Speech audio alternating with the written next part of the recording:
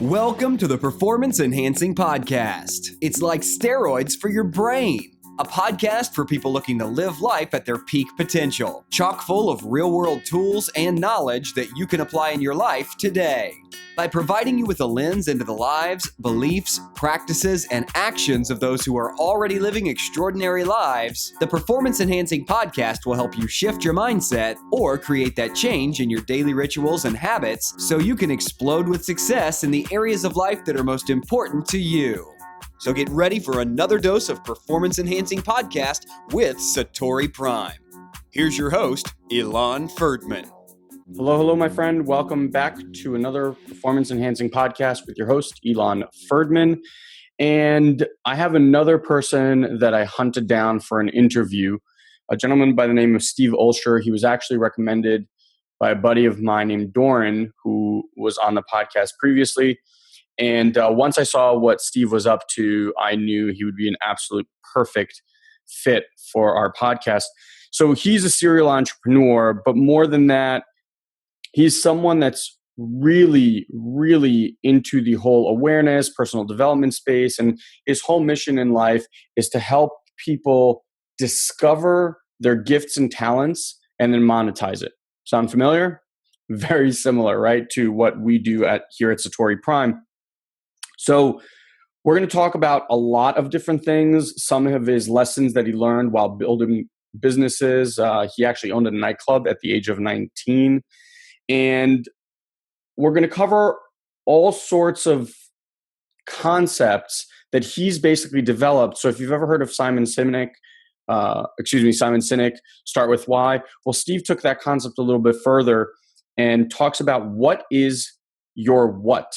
And we'll go through the 3 questions you need to answer to unlock that and thereby unlocking your almost genetic blueprint or predisposed blueprint.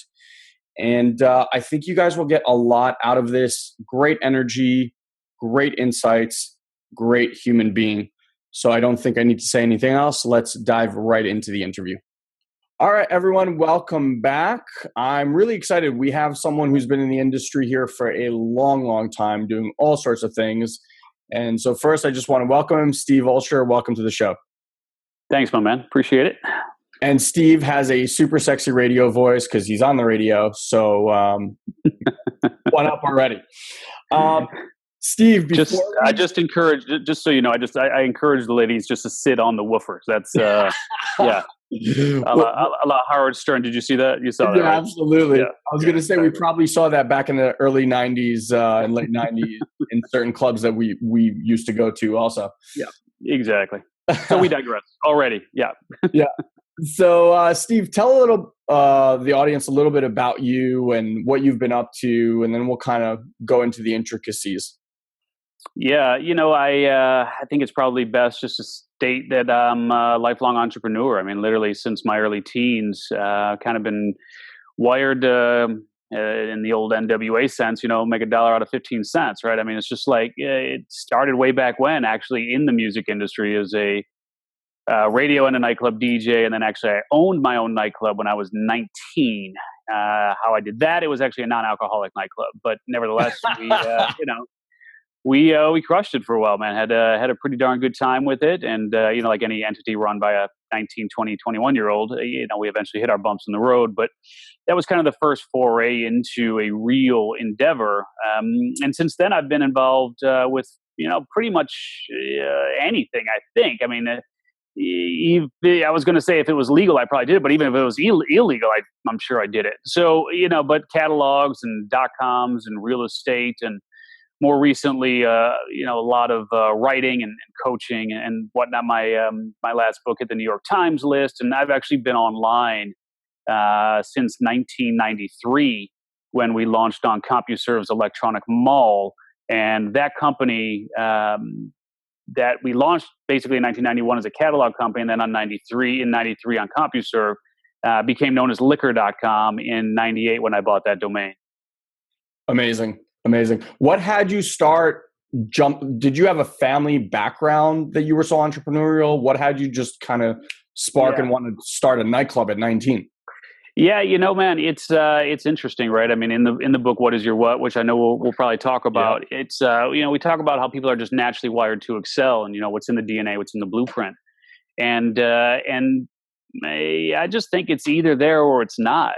I mean, it's just like you can't force an ugly girl to be pretty. I mean, it's just not going to happen. I mean, you do what you can do, but reality is I think you're either an entrepreneur or you're not. And ladies, don't be offended by that because you can't force an ugly man to be pretty either. So just equal opportunity there. They But do try. we do try. But look, I think it's just in the DNA. I mean, really. And so for me, I had an opportunity. It was down the maternal line, right? So my grandfather on my mother's side, so my mother's father, was an entrepreneur. He actually started in the liquor business back in 1939.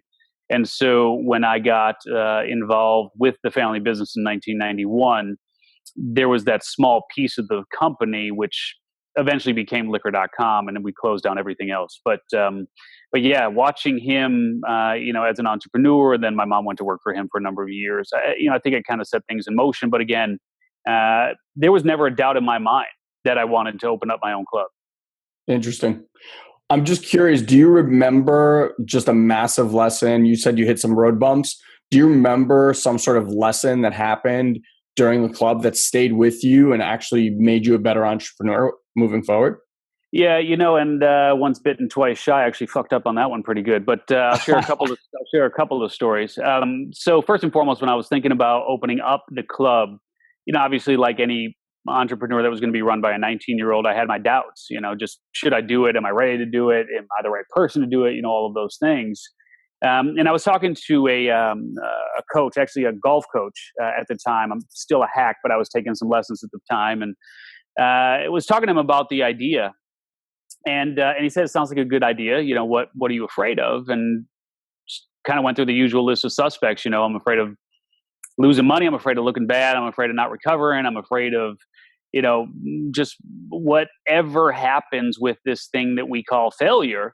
And he asked me a question, and he said, "Look, man, just enlighten me for a second. What are you doing now for money?"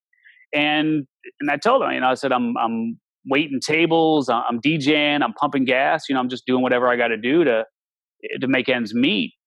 And what he said was, and this just, how you have thousands of conversations, but certain things just stick with you, forever.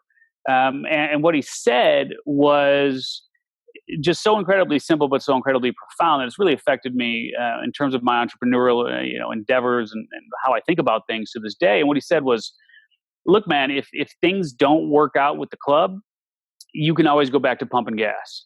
Hmm. And and it was basically saying, like, you don't need the safety net, because that perceived safety net that we all want to be there is there from the standpoint of, if you've got to put bread on the table, you got to pay your bills. I mean, there's something that you know how to do that you can go back to doing. It may not be glamorous, but if push comes to shove, you can do it. Brilliant. Brilliant. I'm just curious, how did that business end up going down? Which takes me to the second lesson learned. Yeah, right. Exactly. Which in a nutshell, basically is never sign your management rights away to anyone. And no one knows your business like you do. And regardless of what people say, regardless of what they show you in pictures, it's never going to be the same if you sign over your control. And I didn't sign over my control with the club, but basically I had given sort of verbal authority, if you will, to my partner or my manager to do with it as they may. And, once you basically give folks that green light, it's really hard to reclaim the flag. I mean, it's gone. And so interestingly enough, I paid the price on that lesson again in 99, when after we had gotten the liquor.com domain, and we were doing pretty good, man. We were doing, we were millions of dollars in revenue, had a great domain. We really just needed money, to get the word out, because it just wasn't as simple as it is today. Yeah. And so at that time, man, like ideas were literally just being written down on a napkin and getting millions of dollars in funding. I mean, it was nuts. So we were blinded by that dot-com light. And someone basically came in and said, hey, we can take you guys public. And we think you're ready. And it's a better story than a lot of the stories being told out there. And we bought into it, hook, line, and sinker. And part of the process was we were told quite convincingly that Wall Street needed to see more gray hairs and lettered people. The CEOs, the CFOs, the CTOs, and all those folks. And we bought it. We bought it and signed away the management rights. And we were slated to go public in March of 2000. And March of 2000 was basically the beginning of that implosion. Yeah. I mean, NASDAQ literally just got back to where it was, 15 years later. So once we couldn't get out and, we'd signed away management rights, my hands were tied. And basically I walked away from everything, including the domain. Wow. Isn't it amazing, though, how life kind of shows us lessons way earlier on, and then it almost like we have to go back to that knowledge at that moment. It's just a more difficult situation, but it's almost like that same lesson. Yeah, my co-host on Reinvention Radio, her name's Mary Goulet, and yes, she is related to Robert Goulet. But she has a book called Go With Your Gut, and it's really all about just listening to that gut, listening to that instinctual, response that lives within all of us. And yeah, it's really interesting how we know when we should or we shouldn't do something. We just choose to, basically ignore it most of the time, or at least far too often. And, interestingly enough, just even today, I've been practicing Brazilian Jiu-Jitsu for about 16 years. And I was going to go to the gym today. And time just kind of kept ticking off. And I was like, well, I should probably go. And then I said, you know what?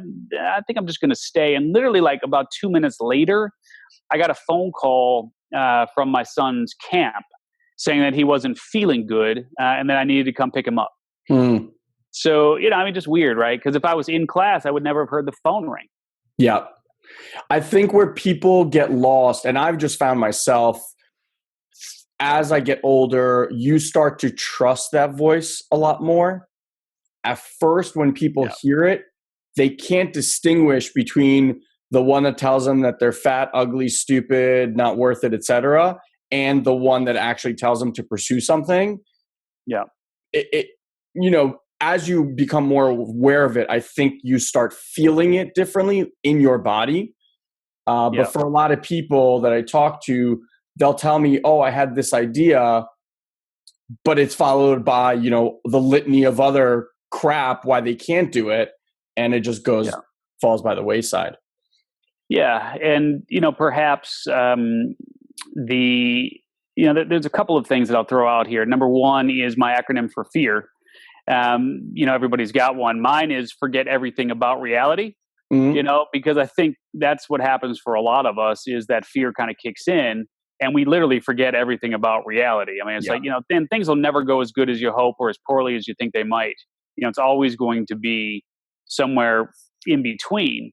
And then the other thing, just kind of speaking to that, is I've learned over time to discern between what is intuition or sort of a foretelling, if you will, and what is just fear-based. Yeah. And so I have literally gotten to the point where I will tell myself that that's just a fear, as opposed to acknowledging what's going on and embracing that as fact, right? In terms of something that is going to happen. Yeah. I'll take it one step further, and this is actually part of a keynote that I've been working on, which is using fear as your guide versus just kind of – a lot of people talk about how to distinguish fear from, acting with fear there, all that kind of stuff. But what I found is, I don't know about you, but for me, when I want to go do something that's outside or scary to my ego, let's say, I get this pain, not pain, but this like feeling right here, like on the upper part of my stomach. It almost like knots up.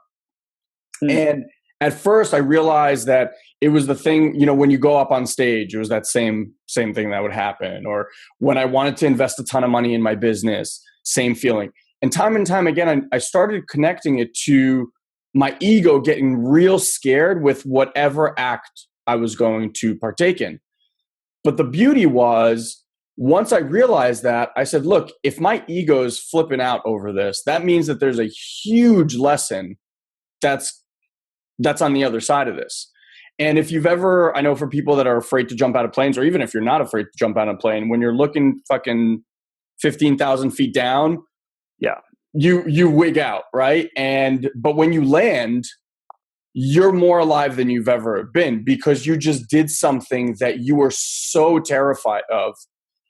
But on the other side of that is the life that everyone wants. And so the whole concept is to actually use that. So when you get confronted with fear, you can kind of analyze, well, is this ego freaking out? And if it is, then that's exactly what you need to be doing, because that's where your greatest life lessons are. Sure. So it's always interesting. And like, you talk to people, I mean, how many things have you done in your life that you were scared shitless, like start businesses or take on certain projects or whatever? And or wear pantyhose, you know, in public. In public, really? At a church. Okay, now this is a story we need to hear about. On a Sunday. Exactly. That'd be amazing. It's like, I lost a bet. Oh man. Let's change gears here, because I'm really intrigued by your concept of what is your what. And I know when we first spoke, I was like, is that kind of following your why? And you were like, no. So please explain to people how and what is the difference between that and maybe the why. Yeah. And let me start by saying that I truly respect what, you know, Simon Sinek has done with the whole start with why. You know, that discussion was something that frankly didn't exist before he created it. So, you know, it's a pretty damn cool. Now he has his circles, as he calls them, you know, the what, the how, the why. Yeah.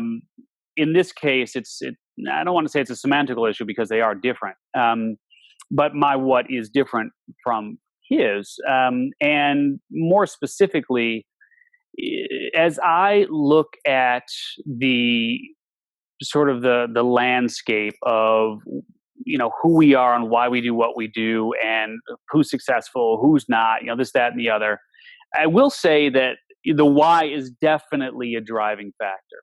There's no doubt about that. If you know why you're doing something and who you're doing it for, you'll be driven, you'll be focused, and you're much more likely to succeed.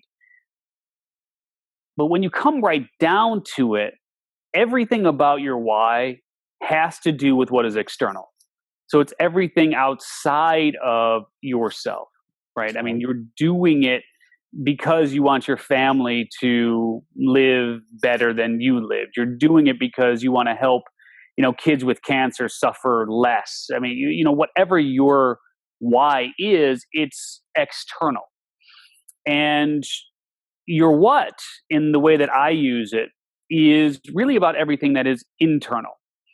And until you can answer that core question of what is your what, which we'll get into detail, but there's three specific elements of the what is your what equation. The first being your gifts, the second being the vehicle you use to share those gifts with the world, and the third being the people that you're most compelled to serve. But it's the combination of those three elements that empower people to answer that core question of what is your what. So to me, your what is everything that is internal. It's what's in your DNA. It's what's in that inherent blueprint. It's how you're naturally wired to excel. And when you can combine your what in terms of just where, you know, zone of genius, whatever you want to call it, you know, wherever that exists for you. And by the way, we're not talking about passion. We're not talking about destiny. We're not talking about any of that stuff, which we can, but totally different. But when you combine the power of your what, which is everything that is internal, with the driving forces of your why, that's a pretty unstoppable combination. Yeah, it's actually sounds like it gives fuel. The why gives fuel to your what, And vice versa, because when you think about it, you can't effectively achieve what it is that you want to achieve or bring what it is that you want to bring to your why until you have that clarity about who you are Yeah. and how you can in fact get to the results that you want, right? Because it's kind of like, if you're a football player and you're spending, your time trying to play the piano because that's, you just want to be a concert pianist because your why is you want to play beautiful music, for those you love. You're going to be banging your head up against the wall for years because your big fat athletic fingers, can't get onto the keys. So, it's like no matter how you try to do it, it's not going to happen. So with your what in hand and you're clear on the way in which you can impact those that you're most compelled to serve, that is truly when the magic, if you will, happens. So what I love, and one of the things that you focus on is bringing that out in someone and then actually having them have the ability to monetize that what.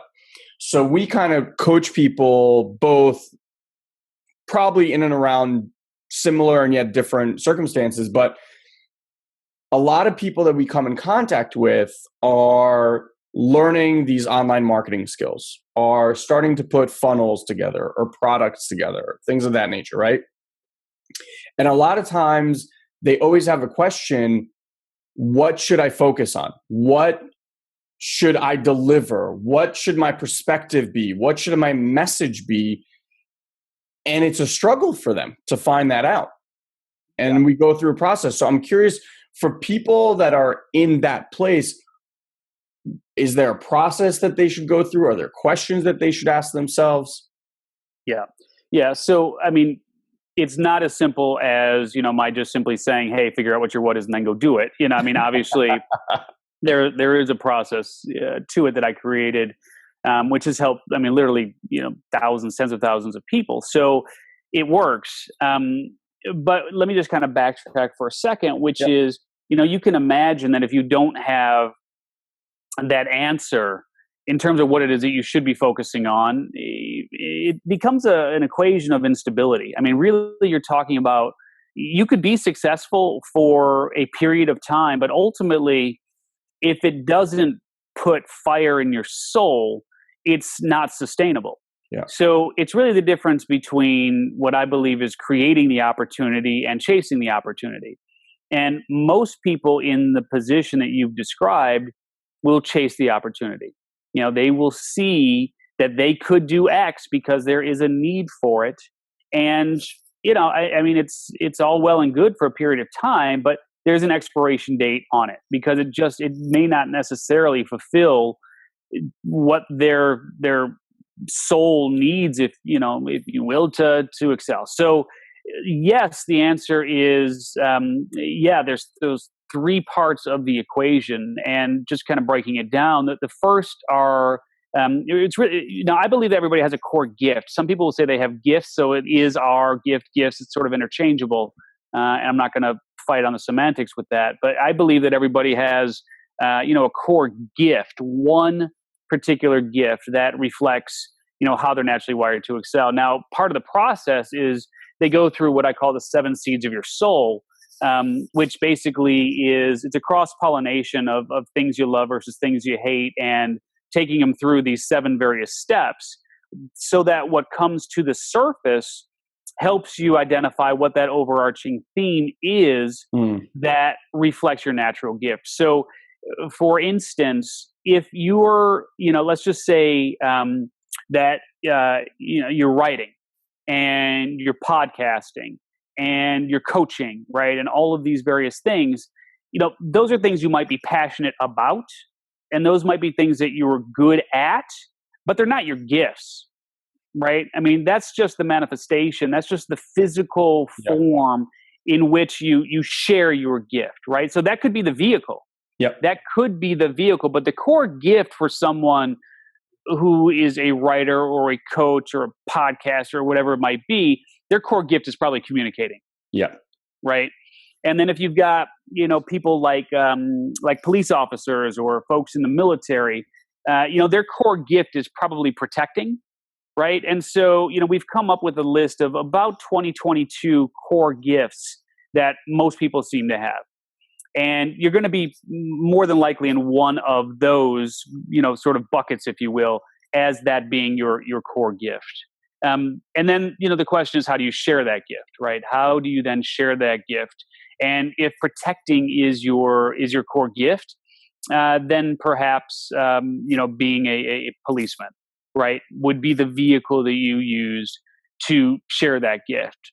Now, that's all well and good. You've got two very important pieces of the puzzle. But if you look at them individually, they sort of can stand on their own, but you don't necessarily know what to do because you're missing the third piece of the puzzle. So backing up even further, I've struggled with this question my whole life, right? In terms of what is my what? How am I naturally wired to excel? Yeah. And in author land, they say that you write the book that you most need.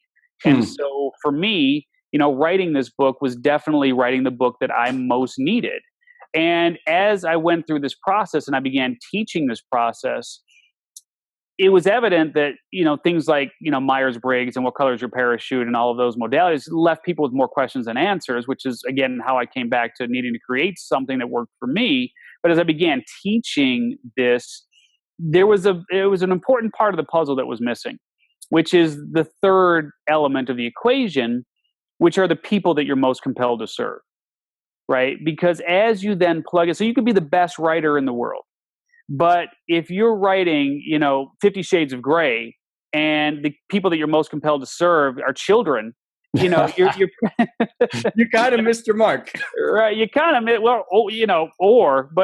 like, but the point being, obviously, that each part is, it's strong and it has, significant, ability to help you gain clarity on, as you said, what should I be doing? Who should I be serving? But ultimately, it's the combination of those three that truly puts you on course, so that once you get to that answer of what is your what, it's not something that you have to then take a year to get started with. You could literally get started with that the next day. And it doesn't mean, starting your own business. It could be as simple as volunteering at a homeless shelter, right? If the people you're most compelled to serve are those who are underprivileged and, need assistance, you can go do that tonight. So, did I tell you? Was I right or was I right? Man is on the level, and I absolutely love it. I love the concept, or distinction, I should say, of creating or chasing the opportunity. I thought that was really, really clever. So that wraps up part one. Make sure to come to part two. We're going to talk about this and go a little bit deeper, looking at the 4 stages of learning, how to create your ultimate objective. We talk a little bit about education and how it's failing people. So you definitely want to listen to the second part of this for sure. Until we speak again, have an amazing, amazing day, my friend. Thank you for joining us on this week's Performance Enhancing Podcast. We've taken this pep talk and created a custom action guide so you know exactly what action steps to take now to grow your business. Just head over to SatoriPrime.com/podcast and download it for free. Also, please leave a comment and rate this podcast on iTunes. It'll help us get the word out. Thanks for listening. Now, go and implement. We'll see you next time. Did you run through doors till you hit the floor? Did you read my eyes and my aching thoughts?